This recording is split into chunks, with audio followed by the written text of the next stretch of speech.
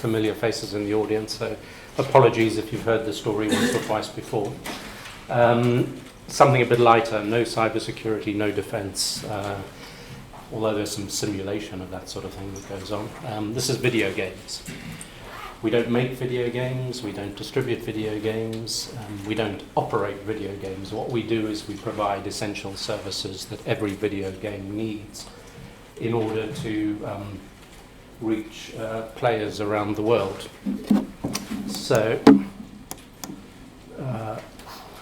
we start at the beginning of the games lifecycle. We actually are now a reasonable player in the market for providing art assets for video games. So what you see on the screen when people are playing a video game is a series of graphical images that might be moving around the screen or they might be stationary. Surprisingly enough, about 50% of that work is not done by the game developer themselves, it's outsourced. And we are one of the providers of those assets. Audio services, a big part of games, obviously they're highly immersive. In fact, it's the most immersive form of entertainment out there. It's a very active form of entertainment.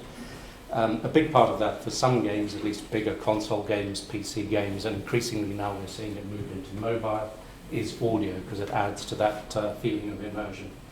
We are a large supplier of audio, and particularly when I'm talking about audio, I'm talking about voiced audio. Localization services, so games are played not only in the US and the UK, but they're played around the world. And we are localizing, so translating, let's say, games into 50 plus languages on a regular basis. And some games themselves just go into 50 languages. When I talk about translation, I'm not talking about making a game understandable. I mean, there's no joy in understanding what's happening in a game. You've got to feel it. You've got to soak yourself in the atmosphere of the game. So this is a highly creative form of translation. It's a retelling of the story. It's not the same as translating a patent or translating a washing machine manual. It's completely different. And that requires specialist skills. And understanding of process and so on. We then get the game. It's now it's under development. It's at its first playable stage. We have people sat in secure testing facilities that literally, well, we like to joke that they're playing games all day. They're basically playing games to break them. So they're not just randomly playing games. They're following test scripts to try and break games. We're trying to make sure that the game performs as designed. We take, or our clients take the audio assets, the localized text assets, they put it back in the game, and the last thing that happens before the game is released to the market, and very often these releases are simultaneous across the world, is that will come to us for making sure that everything that we've done, or indeed could be our competitors that have done in terms of translating the game or recording the audio assets, are as appear as they should do, so they're in context with what you're seeing on the screen. Because when you're translating a game, you're at an early stage, you don't necessarily have the graphical assets, you won't have the game to play through, so you're translating something, imagine on an Excel spreadsheet with the English and or the Japanese or the Russian or the Chinese source in the left-hand column and then your target languages. And sometimes you have very little additional context, so you might not even know that the character that you're translating the text of is actually a female character, for instance, and you will only see that when you get into the game. That's a very extreme example, but there are lots of more things where a word in English can be translated in a number of different ways. So something as simple as the word chest, you might translate it to be a box rather than a breast, for instance. So all of those sort of things. The only way of checking that really is to have native speakers sat in again in secure facilities, checking that content within the context of the game. The game is then launched, it's in live operations. Two things are going on. Now all games are a service effectively, so they used to be a packaged product. In the last 3 or 4 years, everything now lives in live, so content is constantly being added to games rather than it just being a packaged product that you would play, put away, wait for the next release of the same title to come out about 2 years later. So constant addition of content. Why content? Because it's through content that you monetize the game. If you can't provide more content, you don't keep the player engaged in the game. And what you sell a player is actually you sell them additional content. Whether that is some more weaponry, some more sheep for their farm, access to another level of the game. All of that is content. So content in games is driving our business, and it's very large. I'll give you some examples of it. But of course, while all of that's going on, you've got players, and you've got to keep players happy. You've got to help players understand how to navigate the game. You've got to help them deal with issues. And if you don't do that, they're going to talk badly about you and about the game, and they're going to leave, and they're going to not be there for you to monetize going forward. So a big part of our business going forward, I think, increasingly is going to be that customer support. So now game companies are learning, in many cases for the first time, how to provide decent customer support to players, and how to be able to choose what level of customer support is appropriate to give to any particular player, because not all players pay equally. We're actually the largest in the world at providing our services. We are global. We are proud of the fact that we provide these services to pretty much the who's who of video games at the top end of the market. There are obviously thousands of small game companies that are developing what they hope to be the next Clash of Clans or something in their mother's kitchen. We don't tend to engage with them. They don't tend to find us, and we don't tend to find them. So we tend to find each other when they become more successful, more international. They're trying to get their games out to a broader market.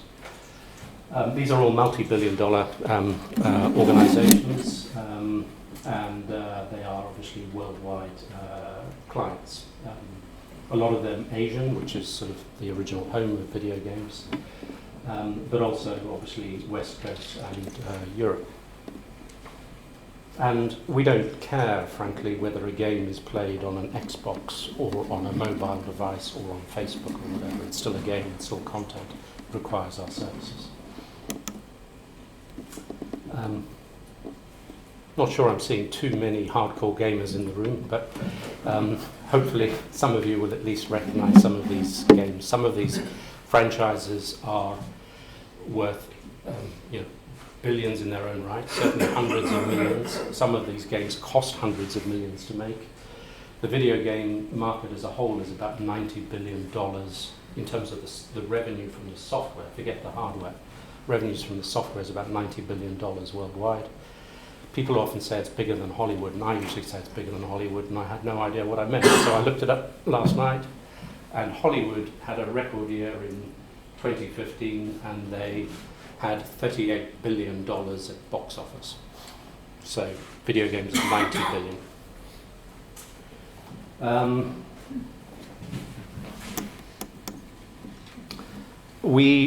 When we came to the market in 2015, I think we had 5 locations, and everything we had done up until that point was purely organic, totally self-funded. We had never borrowed a penny in our lives as a business.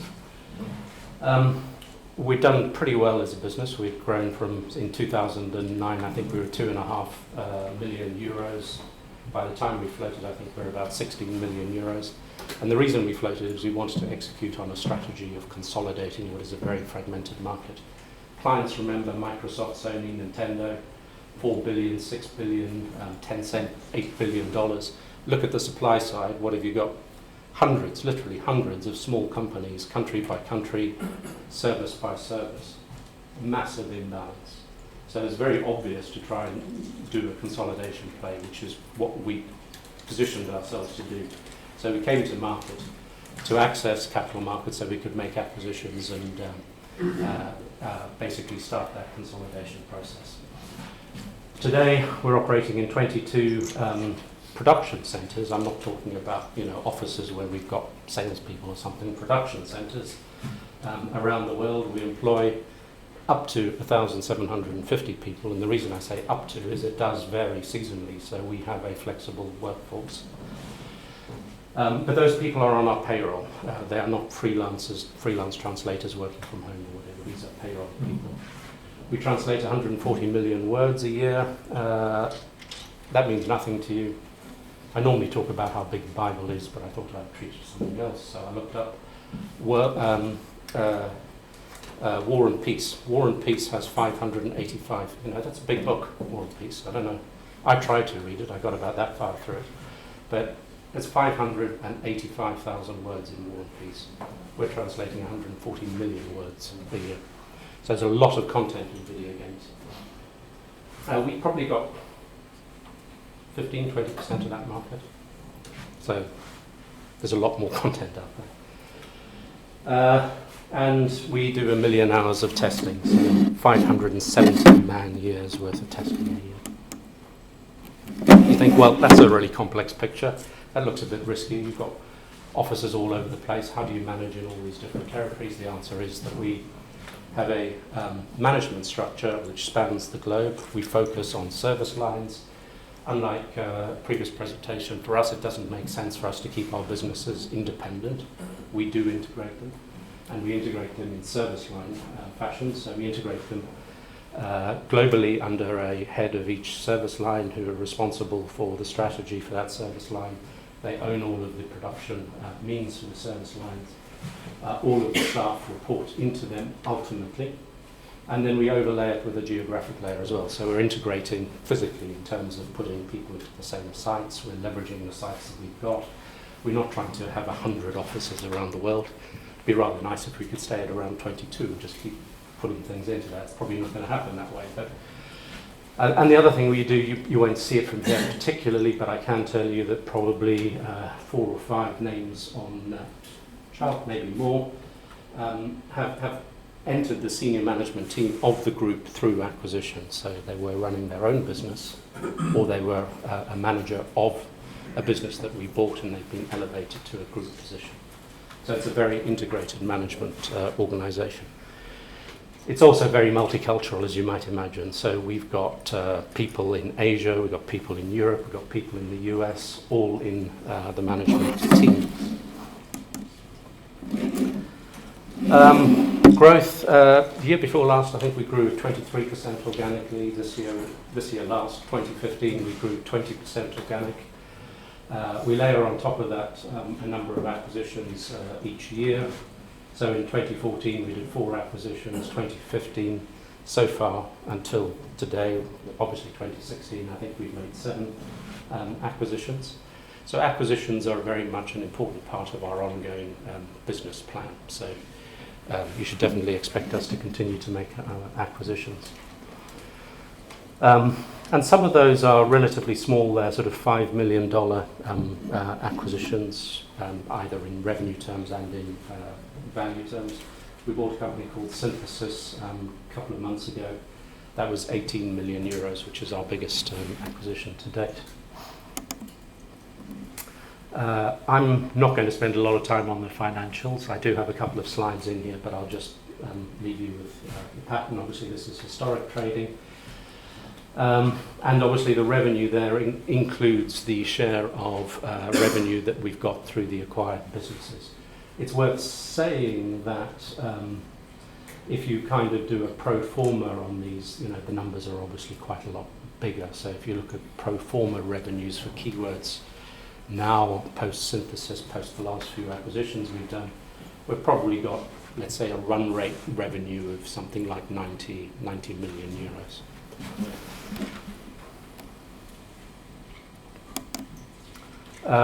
Very fortunate, we've got a nice shareholder base. The list continues down here, but it's very sort of blue chip. They're very supportive, so we've come back to the market twice for new funding to support our acquisition program, and we've been very well supported so far. So hopefully that will continue as long as we can continue to generate the results. Just a couple of highlights. We're a services business. Okay, it's technical, it's kind of hard, this interface between very involved content and very clever software and a crazy video gamer on the other hand. So dealing with that complexity is quite a technical challenge, but what we do actually as a business is a very simple service business. It's very easy to understand. Our business model is we translate stuff, we get paid per word, and we pay our translators per word. We perform services by the hour, we get paid per hour, and we pay our staff per hour. It's kind of simple. We don't have long-term contracts, we're not dealing with multi-year fixed price arrangements or anything like that. Most of our business flows because we have master services agreements with our clients under which they can just give us project after project after project. So we have a very high degree of repeat business.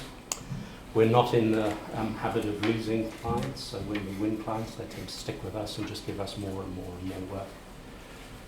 We're very easy to deal with. It's also worth saying it's a surprisingly sticky business. You wouldn't think it, but if you translated, Assassin's Creed or Minecraft or something last year, the chances of you not translating it again next year are very, very small. These are IPs, these are products worth hundreds of millions. A project manager at the client is unlikely to take the risk of kicking a vendor out and putting somebody new in, particularly if it's only for a cent or two on the price.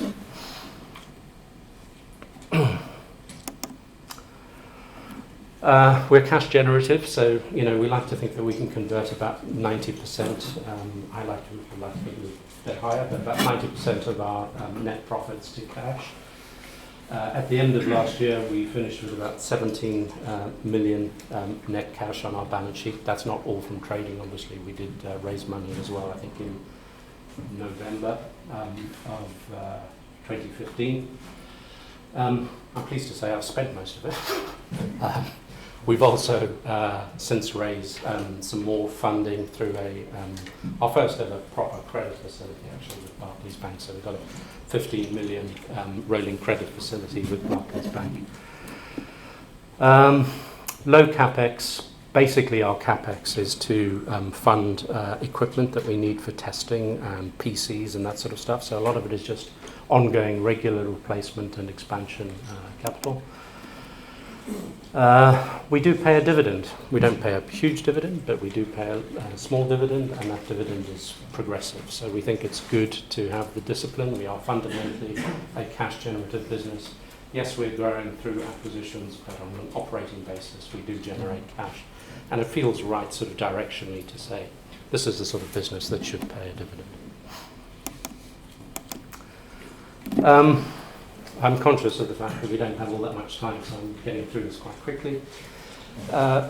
Worth talking a little bit about this, because virtual reality is everywhere now. You can't pick up a paper without reading something about virtual reality. These are those goggles you see people wearing.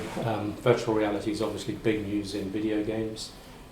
We're kind of leading the charge. We're working with Sony, we're working with Oculus, who are Facebook. But the interesting thing about virtual reality, I think, is not so much, yes, it's obvious application for games because it adds further immersive experience to video games. But it's actually quite hard. Games are hard. There are simpler and just as interesting applications for virtual reality. IKEA has got a virtual reality kitchen, so you can go onto the Valve HTC website and download an IKEA virtual reality kitchen. So you can put this thing on, you can use your controllers, and you can open the drawer, you can take out the knives and forks, you can lay the table, you can take a pot of the hanger, you can put it on the stove. I have no idea why anybody would want to do that. But if IKEA is doing that, you can be sure that lots of other people are going to use virtual reality for all sorts of purposes. I can see the day when you're going to be doing your Tesco shopping using virtual reality. You're going to be using virtual reality for conference calls. You're going to be using virtual reality for, one of the ones I like a lot is architectural practices. They're all now adopting virtual reality. Why model your building in sort of 2 dimensions when you can model it not only in 3 dimensions, but in virtual reality? So you can allow your future tenants or your investors to go into your new skyscraper to walk through the lobby, to go up the lift, to go out, have a look around their potential office suite, check out the view. And this is happening now. So people like Richard Rogers' partnership have got, 20 plus people modeling stuff in virtual reality. Interesting thing about it is that to do it, you need a game engine, you need somebody to draw the art, you need somebody to test it, you need somebody to, it's an experience. As soon as you have to open a door and pretend you're going into a space, move furniture around or whatever, that requires game engines. It's interactive. So content that wasn't interactive before is going to be made interactive through virtual reality. So today, this year, virtual reality is having an impact on us. Hopefully it will have a net additional impact. But the real impact of virtual reality on our business, I think, will come in 2 or 3 years' time when people have cracked exactly what this experience should be, whether it's for a gamer or whether it's for other content that is becoming interactive. So I think we're in a very interesting position. We sit in this position of the most interactive content providing services for it. Architectural practices, IKEA, you name it, are going to need the same services. So the interesting challenge for us is how do we find each other? 2016 started pretty well.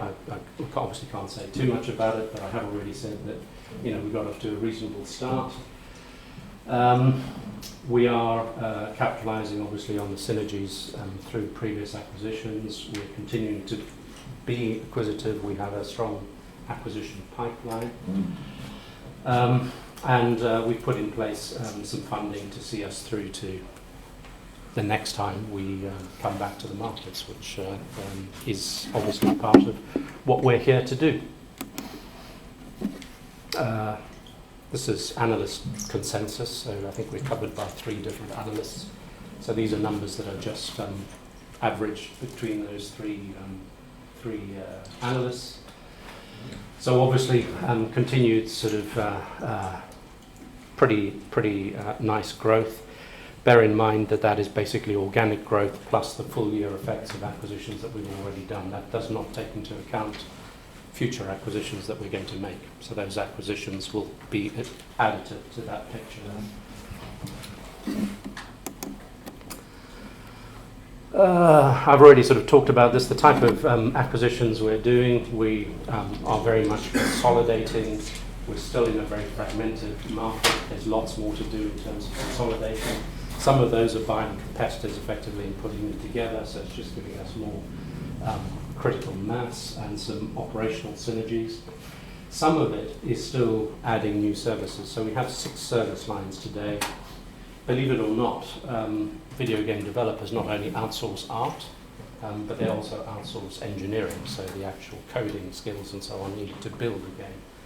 And you'll see that over the years they'll continue to outsource more and more of that until the role of a developer becomes the creative lead, the owner of the IP or the spawner of the IP. And then you've got this other tier of clients who are the publishers that invest in that IP. Think of them like the big drug companies, the Glaxos and so on, and the developers as the, what are they called? Biotech. Yeah, the biotech guys, that are actually creating the drugs of the future or whatever. And so the big publishers are kind of funding some of this ongoing development, waiting until somebody has a great little success and then they'll nab it and grow it out and invest further in the IP. So engineering, analytics is becoming a big deal, as all games now live in live, using analytics to just tweak a little bit here and there the game so that you get players spending more money. And geographic expansion, we're sort of pretty well set now. We've got ourselves implanted where we need to be, so that's not a major driver for us. But there are, a few parts of the world, particularly in the Far East, perhaps further penetration in China and places like Korea, for instance, where we ought to be present, perhaps, and we're not, given how important they are as games markets. So, as a summary, my summary of keywords, what it means to you as potential investors, I would say it's one of the very few ways, in fact it's the only way I know, that gives you access to a $90 billion market that's growing at 8% per year, that doesn't involve you taking a punt on whether a game's going to be successful or not. For us, I don't know how many games, I think we're probably working on a couple of hundred games at any one time, across 400 different clients. Some of those will be more successful than others as a client or as a game, but overall, we should reflect the strong drivers of the industry, which is about content and about consumers consuming more and more content and playing more games, more women playing games. In fact, now women represent 50% of all gamers, at least in the West. More markets opening, Indonesia, China, and so on. So access to a high growth market without taking the risk of whether a game's going to be successful or not. We do have a market leading position. That's one we intend very much to retain and to grow. We've delivered our results. We've shown that we can do acquisitions and we can buy them at the right price. We can get on and integrate them, and we don't lose clients through the process.